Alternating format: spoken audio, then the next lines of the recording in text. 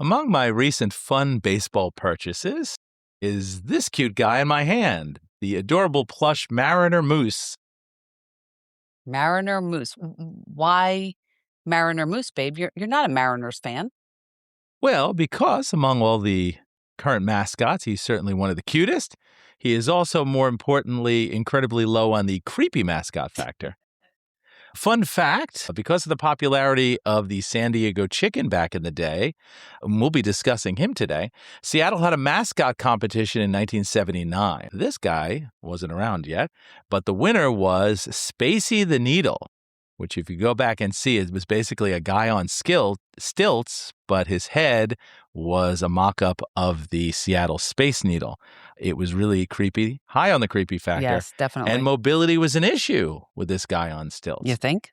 So he didn't work out too much. For a while, actually, they had the San Diego Chicken as Seattle's mascot. But happily, in 1990, they settled on this cutie. I can't deny he is definitely cute.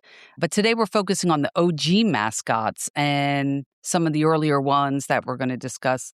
So listeners, just to know, don't be sad if we don't bring up your favorite mascot in this episode. We're going to have a bunch of fast pitches on ones that all around the MLB.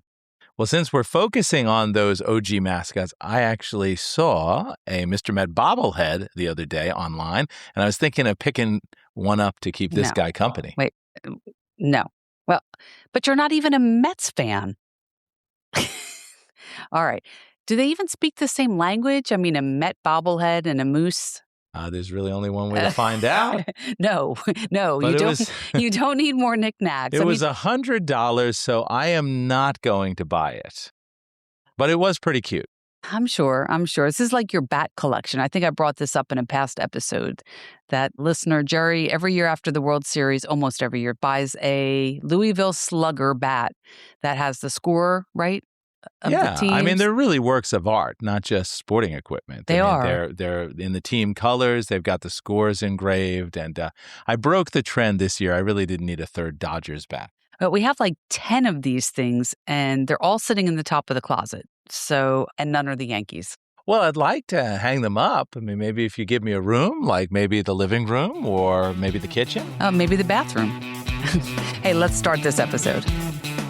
Hello and welcome to Fungos and Fastballs, the podcast of baseball history and trivia. I'm your host, Jerry Dines. Let's jump into today's episode.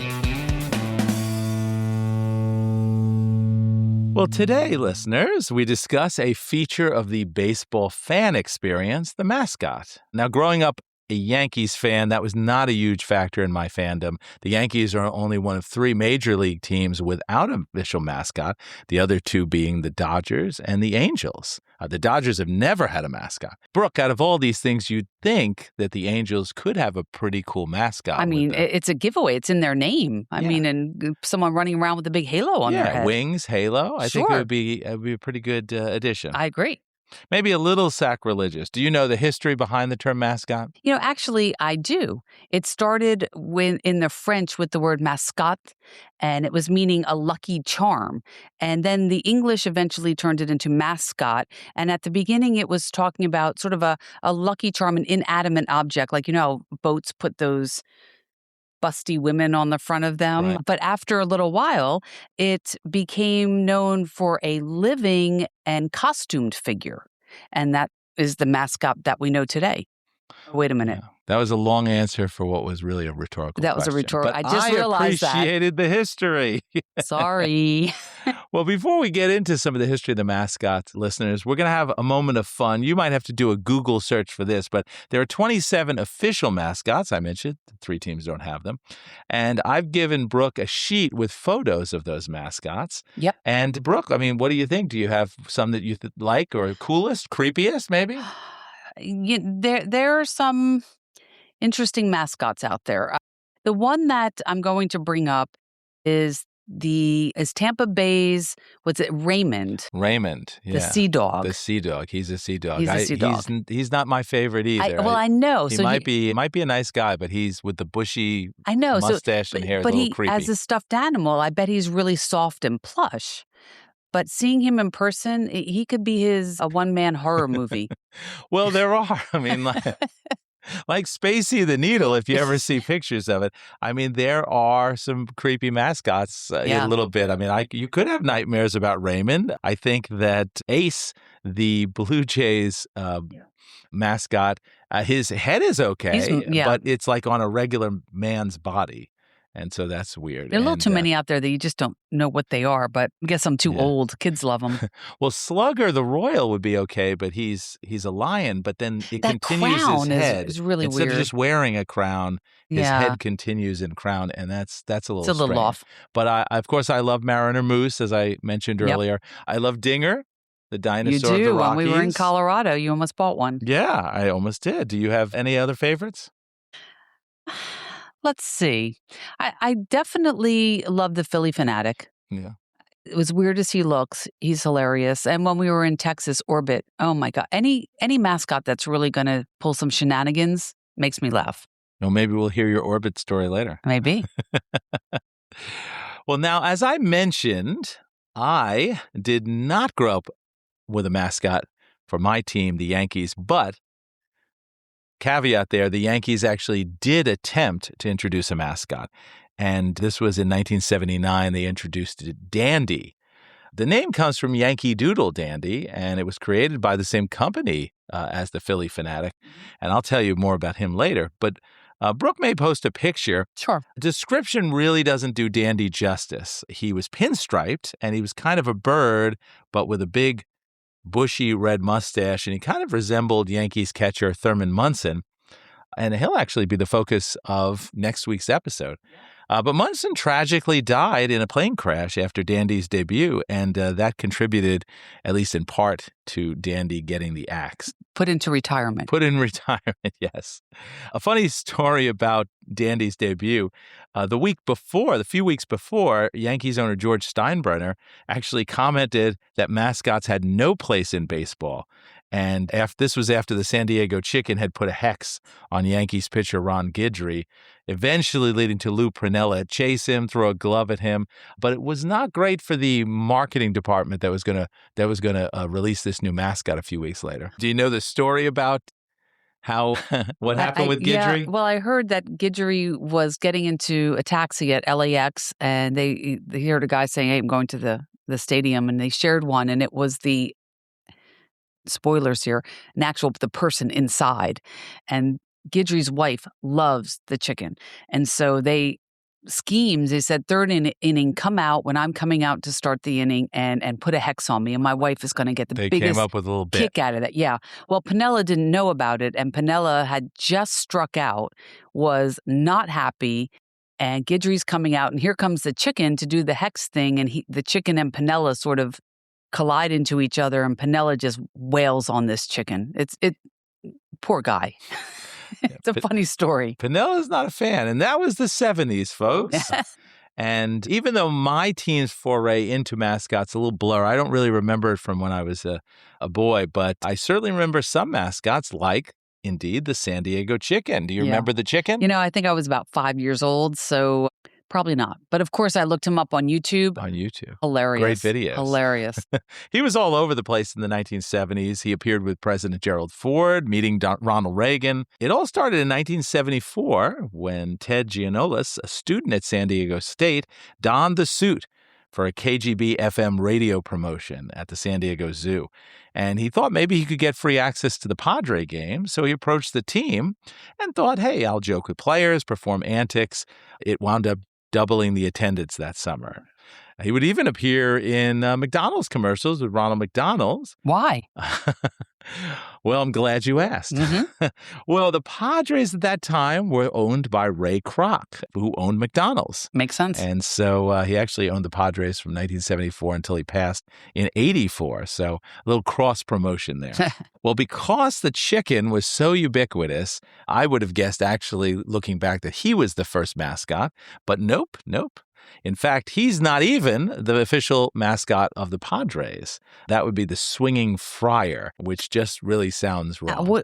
I know he's swinging a bat, but it's left out there. Because when you see him, he never has a bat in his hands. So what's he sometimes he swinging? does. But yeah, swinging friar is a weird name these days. And he's a bit eerie looking. He's got the whole ball tonsure and, kind of just a creepy, happy look.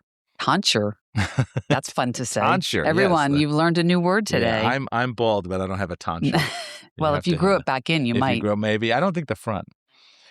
So the first official Major League mascot was Mr. Met, who was around when Shea Stadium opened in 1964, although he actually appeared even earlier at the Polo Grounds as part of the Mets publications as they were playing there. Polo Grounds. I know, the Polo Grounds. The Polo Grounds. I'm going to put this on my board and 6 degrees of fungos and fastballs. Yeah, the episode of Polo Grounds. See, and the Mets playing there, it all connects. Coming the up this singularity week. of Coming trivia. up this week, everybody. Next episode, actually. Now, we are talking official dress-up costume mascots. There were unofficial mascots even back to 1912. The Cleveland Naps, who are now the Cleveland Guardians, had a bull terrier mascot named Larry. He would chase fly balls, entertain the crowds. He even got to meet President Woodrow Wilson in 1914. He chased a squirrel across the White House lawn. And the Cubs had a guy, again, look it up or we'll try and post it, a really scary-looking polar bear in 1908 as kind of a mascot, but he did not have a name and was not intended to be a permanent fixture. So let's chat about some of these OG mascots. We mentioned Mr. Met, of course. His first head was actually... It's like paper mache, and it was glossy. It must have weighed 15 pounds. It was really scary. Yeah, he's a little more durable now. I remember watching a game last year, and he was behind the home plate and sat in the stands, and he broke out a big Spanish fan. Oh, yeah, I remember that. And was fanning himself with it. It was pretty funny. But in addition to Mr. Met, we do have to mention the green Philly Phanatic with its extendable tongue. He debuted in 1978. He was created by Harrison Erickson in New York City. Yes, there are companies and designers that specialize in mascots. And in fact, Harrison Erickson designed Miss Piggy, also Fozzie, right? And actually Dandy. Yes. Well, the Philly Phanatic rides around on his ATV, dancing, taunting the opposing teams, rubbing the heads of bald fans, which, again, I'm sensitive to. He'd probably, even if you had a tonsure, he'd rub your head. A little trivia. Apparently, the Philly Phanatic was born in the Galapagos, and his mom is still there, apparently. Oh. Okay. I'm going to bring her up later. I have also some trivia. Jim Henson was first asked to design the mascot, and he said no. And that's when he turned the team over to Harrison and Erickson, said maybe they would be more interested. So when they first designed him, they were going to charge $45,000 for his design and the license to fully own him. And the Phillies were like, I don't know about this thing. It's a little creepy looking. And so for the first couple of years, they leased the Philly Phanatic. And the fans, of course, loved him. So they finally said, all right, let's buy the full rights for him. And the agency charged them $500,000. Charged them, yeah. $500,000. They should have jumped in early. I know. Should have taken that good deal. Right. Well, the actions of mascots can definitely, as we mentioned with Lou Piniella, cause some dramatic reactions, like when Dodgers manager Tommy Lasorda assaulted the Phanatic after the Phanatic stomped on a dummy that was wearing Lasorda's jersey. I think I'm going to be able to post that one. It's something else. That's why probably the Dodgers didn't have a mascot. They were too scared to put one out with him. Yeah, although the Angels and the Yankees have actually tried mascots briefly, the Dodgers have never tried a mascot. Maybe the mascot would be too quick. It's dodging away. Dun-dun-dun. So, Brooke, we saw Orbit, another mascot, the Houston Astros mascot at the Astros game. To taunt the Yankees, he kind of decimated a New York City pizza, didn't he? Did. What happened? Right in front of the dugout. We were sitting on that side. He brought a New York pizza out and just had 10 cans of pineapple and 2 bottles of ranch dressing. And just poured it all over that pizza. It was to the The fans loved it. The fans loved it. But come on, pineapple on pizza? I mean, come on, Orbit. Where are you from? Texas? I love Southpaw, the Chicago White Sox mascot. He's not only a lefty, but it also refers his name to the south side of Chicago, where the White Sox are. And if you've ever been to a Washington Nationals game since 2006, in the middle of the fourth inning, there's a president's race where the four presidents on Mount Rushmore, Washington, Jefferson, Lincoln, and Teddy Roosevelt. Look at you. History. They race around the park. Now, over a decade ago, they added some presidents. They added Taft, Calvin Coolidge, Herbert Hoover. Very odd choices, especially Hoover, who was president during the Depression. I mean, like, why not Ike, right? Put Eisenhower on there. He was a general. So since 2017, they're back to the core four, and race stats actually can be found online. Early on, there was a whole thing because poor Teddy Roosevelt could not win a race. There was even a movement among fans, let Teddy win, as signs. And finally, in 2012, Teddy did start winning. And though he had another winless season in 2017, poor Teddy. Do you know who has the most wins? Go ahead and tell me. I think it's George. I think George. Yeah, I think so too. Right. I think so too. I have a post of Teddy winning. No, maybe it's Abe. I wonder if it's Abe. 376 to George's 324. You might. I think it's Abraham Lincoln. I'll have to post it. And the great emancipator. I'll make sure this Very gets fleet updated. Of foot. Did you know that when they're running, they run to Tom Petty's song, Running Down a Dream? And when they leave after the run, they leave to the 80s classic, I Ran by Flock of Seagulls. Oh, that's a great song. I don't know if that's still going on. That's what I noticed online. Well, yeah, you do have to post something about the race and maybe even about Teddy winning. Yeah, I don't know how they run with those big heads. They always look like they're going to fall over at some time. Well, now, folks, you know more about the president's race than you ever wanted to know. Exactly. Now, I have to say I miss Youppi. Youppi was the mascot of the Montreal Expos, whose hat I'm wearing here today. Thus the hat. Before they relocated to Washington, D.C., and of course became the Washington Nationals of today. But a French mascot, which was Youppi, would not have worked out too well in our nation's capital. So now they have Screech, the eagle, the bald eagle. But don't cry for Youppi, the orange furry creature who's much better looking than Gritty That's in true. the NHL. He was actually adopted by the Montreal Canadiens of the National Hockey League, and now he's their official mascot, and he's the first North American mascot to switch to another sports leagues. Wow, there you go. So, yeah, Youppi. Youppi also, by the way, was the first mascot ejected from a Major League Baseball game when, you guessed it, Tommy Lasorda complained to the umps about his antics on the visiting Dodgers roof, a dugout roof. You know, with his videos, I can't tell. I know Lasorda's serious about this, but he's so over the top complaining to these mascots. You wonder if he has some background hidden thing with a stuffed animal at one point in his life. They just pick on him all the time. Yeah, it was pretty cute. Youppi had a nightshirt on and a nightcap. Yep. And brought a pillow and was lying across the Dodgers dugout, and they just who else would have cared? But Lasorda just did not. He was not happy.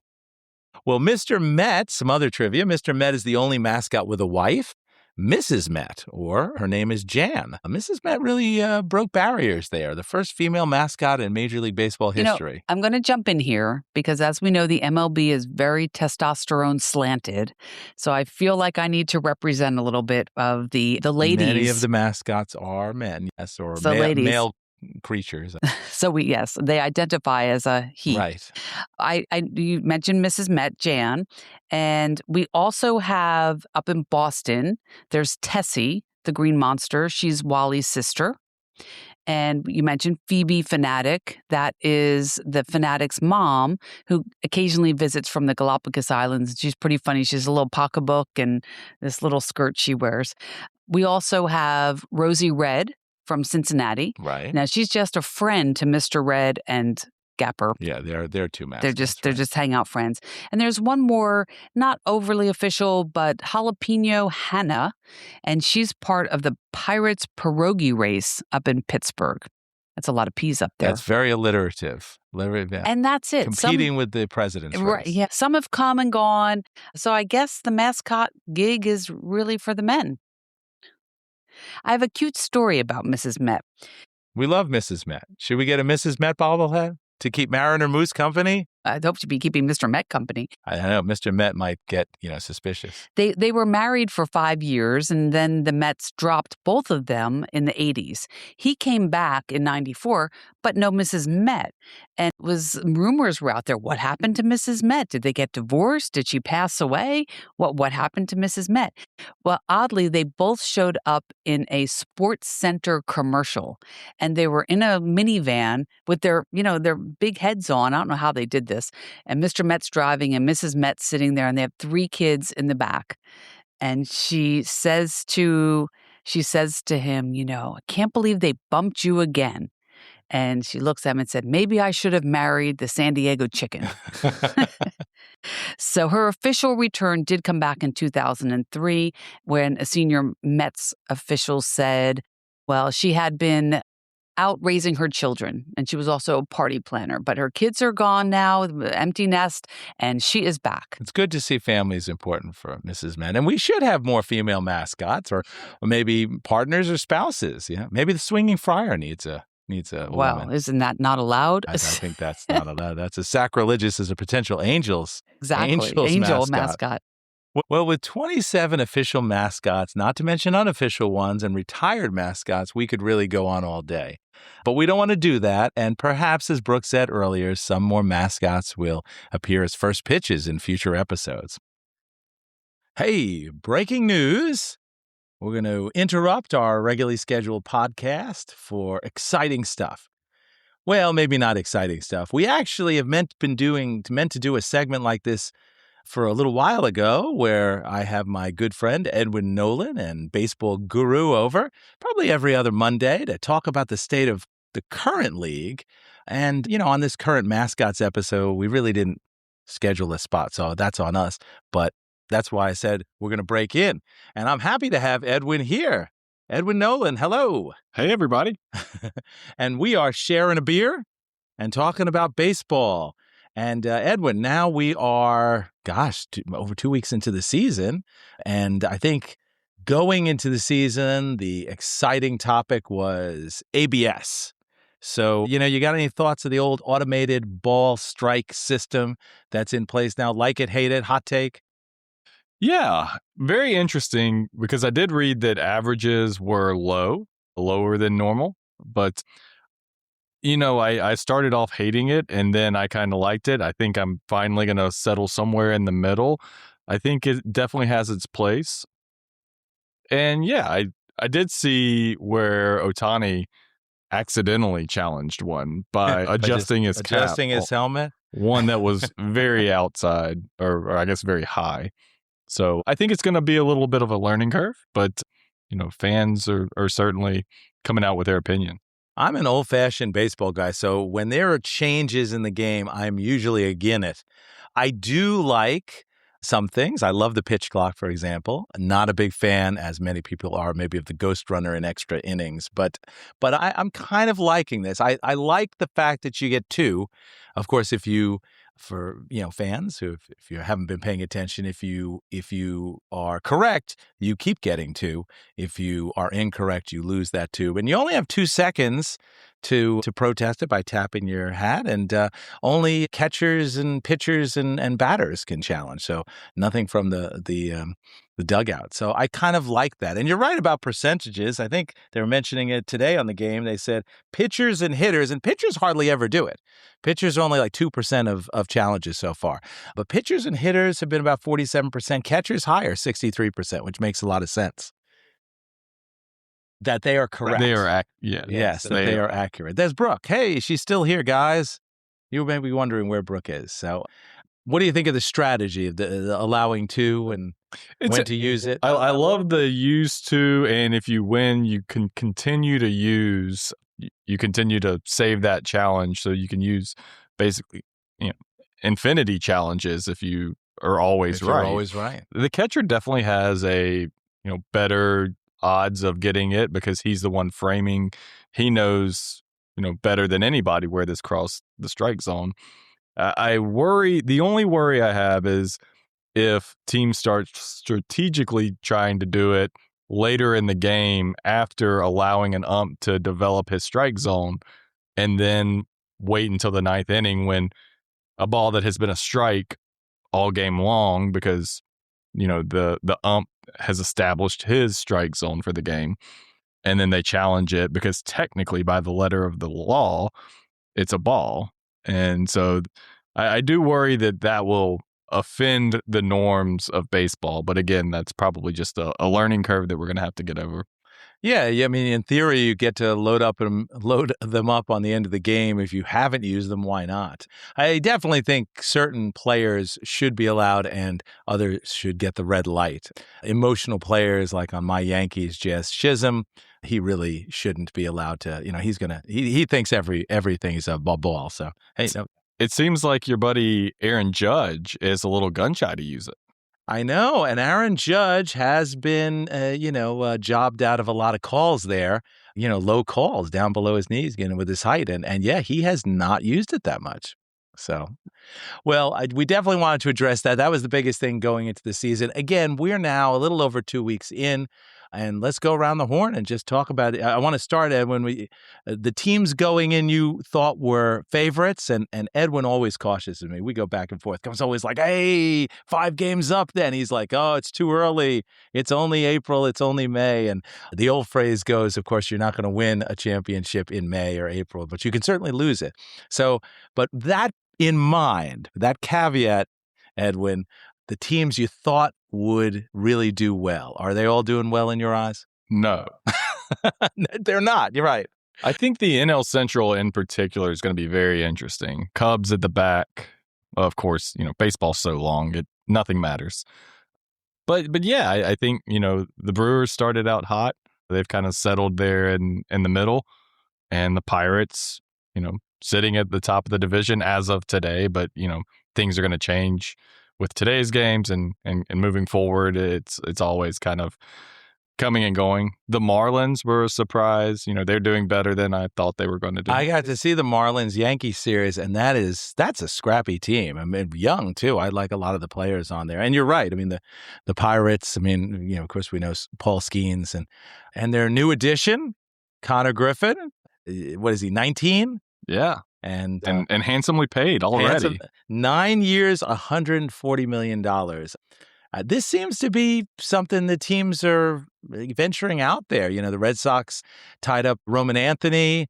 You got Jackson Chourio of the Brewers. I mean, smart move with these young players. You're paying them a lot of money at a young age. Yeah, it's the opposite approach of years gone by where they waited until after, midsummer so they could get the extra year for arbitration time periods and things like that so they can take advantage of the young studs coming up as much as possible on that, very minimal salary. But yeah, who knows? It could work out well. Yeah. I mean, taking a chance. You mentioned some teams underperforming. The Yanks were doing lights out, and as of today, they just lost their 5th in a row. So, but that division is going to be interesting, the AL East. Everyone's kind of in the mix. I don't know what's going on with the Mariners. The Mariners are starting out real slow. Hey, you're talking to a guy that drafted Cal Raleigh in the first round for fantasy baseball, so not super happy. World Baseball Classic hangover, maybe, huh? I don't know. I don't know if that bears off. I know Bryce Harper. I know Cal Raleigh. Even Judge have been a little slow to get going, but I hope it's not blamed on the WBC because I love the WBC this year. Yeah, no, that was a great. I enjoyed the history on that episode. But that's right. Our episode on the World. A plug by Edwin on our episode. It got on the me World ready Baseball to go. Classic. What about teams you're surprised about? I mentioned the Cubs. They're stacked and currently going on a little bit of a difficult slide there. But let's see other teams that were the Orioles. They were, they're tied for the top of the division. AL East. Yeah. The Athletics, 8-7. Yeah. The cityless Athletics, currently in Sacramento, but just called the plain Athletics. We were in Rawlings and in St. Louis, the Rawlings experience, and And the woman was talking about the new City Connect jerseys, which have come out. Some of them are interesting. And she said there's only 2 teams that don't have City Connects. One is the Yankees, and always traditionalists, and the other is the Athletics because they don't quite have a city yet. Yeah, I'm not sure. I usually like the alternate uniforms. This year's City Connect jerseys, uniforms, they're fine. Yeah. Yeah, how about I like kind of Baltimore with the Be More? That seems like the one I like the least. The least, yeah. But I it's don't weird. know if it has. Yeah, the other ones are not bad. The Cincinnati one looks great. Atlanta, I like the powder blues. Yeah, yeah. So, and what else? What else you want to talk about? What else? Some early thoughts about this young season. What are your thoughts about CB, our favorite umpire, now that Angel Hernandez is gone? CB Buckner. No, he got hit. He got hit with that one jab. He seemed a little chippy when he was. They challenged him so many times in that one game, and that is a problem potentially with the ABS. I mean, umps kind of carrying grudges towards other aspects of the game. Did you see the Ichiro statue? I did. Poor Ichiro. So for those who haven't seen it, of course, they unveiled the Ichiro statue in Seattle there and outside of T-Mobile Park. And as they were pulling the tarp over the bat of the statue bent, Ken Griffey was there. He joked around with his shoes, said, "I didn't do that. I didn't do that." And I think Ichiro took it well. Did you hear who he blamed? No. He blamed Mariano Rivera. He said, "Oh, Mariano Rivera did that." And what else? What else? I don't know. Do you have any surprise teams that haven't been mentioned yet?